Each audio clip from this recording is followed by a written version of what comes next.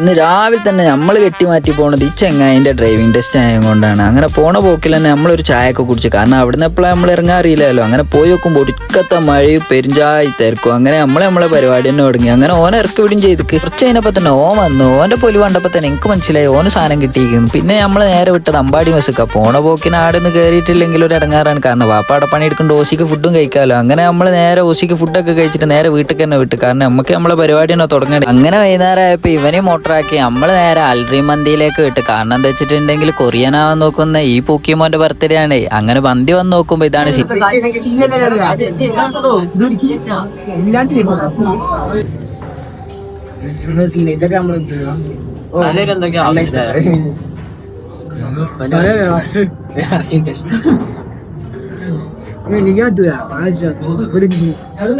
അപ്പൊ അതോടുകൂടി പരിപാടി കഴിഞ്ഞു. അപ്പൊ ശരി, ബായ്.